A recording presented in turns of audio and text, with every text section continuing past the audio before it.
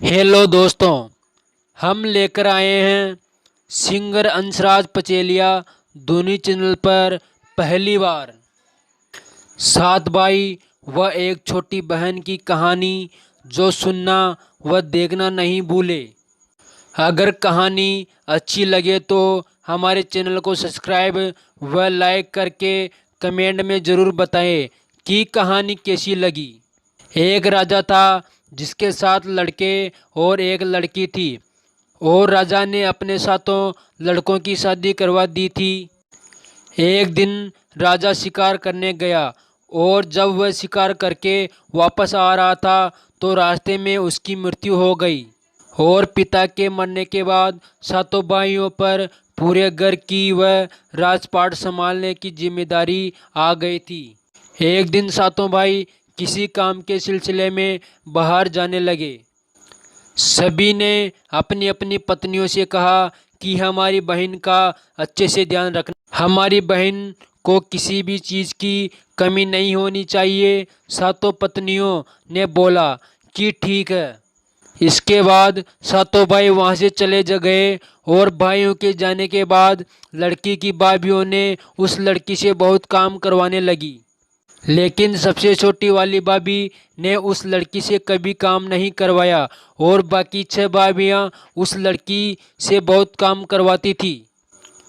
और दोस्तों, एक दिन की बात है, शाम होने वाली थी, लेकिन बड़ी भाभी ने उस लड़की को कहा कि जाओ जंगल से लकड़ी लेकर आओ।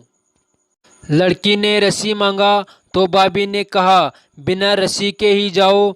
तो लड़की मन में सोचने लगी कि बिना रस्सी के लकड़ी लेकर कैसे आऊँगी। लड़की जंगल में गई और लकड़ी इकट्ठी करने लगी और इकट्ठी करने के बाद बैठकर रोने लगी। तभी एक सांप वहाँ पर आया और उस लड़की को रोते देखकर पूछा, क्यों रो रही हो बेटी? तब लड़की बोली कि मेरी भाभी मेरा इंतज़ार कर रही होगी कि मैं लकड़ी लेकर आऊं तो वे खाना बनाए। मेरे पास तो रस्सी भी नहीं है और इतनी सारी लकड़ियां बिना बांधे कैसे लेकर जाऊं? तो सांप ने कहा बस इतनी सी बात है, मेरे ऊपर सारी लकड़ियां लाकर रख दो। और लड़की ने वैसा ही किया और सांप ने सारी लकड़ियां को लपेट लिया। इसके बाद लड़की फिर से सोच में पड़ गई तो सांप ने कहा अब क्या हुआ? लड़की बोली कि अगर तुम्हें मेरी भाभी ने देख लिया तो तुम्हें मार देगी।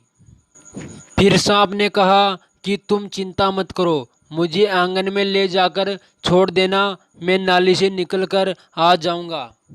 तो लड़की सांप की बात सुनकर खुश हो गई और अपने घर की तरफ जाने लगी और कुछ देर बाद लड़की घर पहुंच गई। लेकिन उसे अपने घर जाने में रात हो गई थी, लेकिन उसके देरी से जाने की वजह से उसकी भाभियों ने उसे खाना नहीं दिया और उस लड़की को बहुत मारा व पीटा, लेकिन लड़की बेचारी रोते रोते सो गई। और फिर अगले दिन उसकी भाभियों ने एक चालनी उस लड़की को दिया और कहा जाओ पानी लेकर आओ। और लड़की नदी के किनारे जाकर पानी भरने की कोशिश करने लगी, परंतु सारा पानी नीचे गिरे जा रहा था और वह लड़की वहीं बैठकर रोने लगी। तभी अचानक वहां पर एक मेंढक आया और लड़की को देखकर पूछा, क्यों रो रही हो बेटी? जब लड़की बोली कि मैं पानी भर रही हूँ, लेकिन सारा पानी चालनी में से नीचे गिरे जा रहा है क्योंकि चालनी में बहुत सारे छेद हैं। मेंढक ने उसे एक उपाय बताया और बोला बस इतनी सी बात है। मेंढक ने अपने सारे मेंढक को बुलाया और उस चालनी में बैठ गए और बोले कि हमें घर ले जाकर एक बाल्टी में रख देना, हम सारे मेंढक मिलकर उस बाल्टी में पेशाब कर देंगे और बाल्टी भर जाएगी।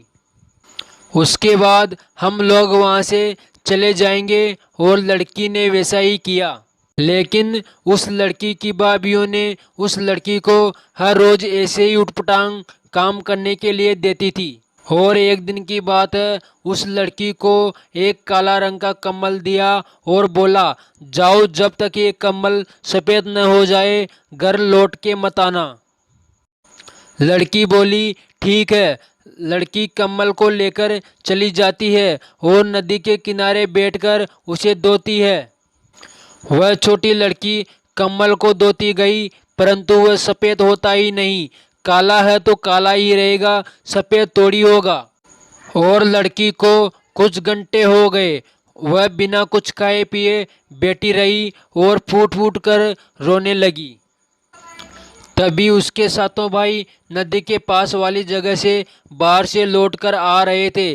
तभी सातों भाइयों को किसी लड़की की रोने की आवाज़ सुनाई दी और वे सातों भाई नदी के किनारे पहुँचे और अपनी बहन को उस हालत में देखकर उन सभी भाइयों का दिमाग खराब हो गया और अपनी बहन से पूछा कि यह हालत किसने की, और उस छोटी लड़की ने सब कुछ बताया। इसके बाद सातों भाइयों ने अपनी बहन को घर लेकर गए और बहन को बाहर ही कहीं छुपा दिया और बोला कि जब तक हम में से कोई नहीं आए यहाँ से कहीं मत जाना।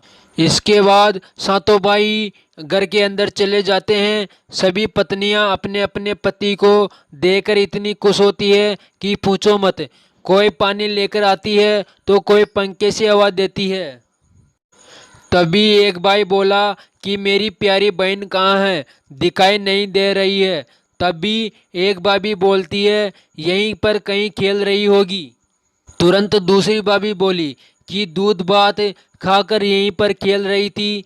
तभी एक पत्नी बोली कि आप लोग पहले खाना खा लो, वो आ जाएगी।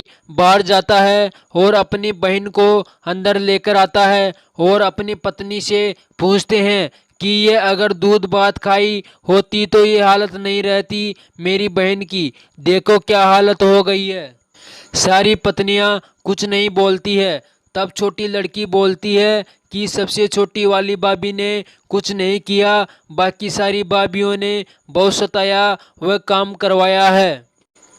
और सारे भाइयों ने मिलकर अपनी अपनी पत्नियों को घर से बाहर निकाल दिया और सबसे छोटी वाली पत्नी रह गई। उसके बाद सारे मिलकर राजपाट चलाने लगे।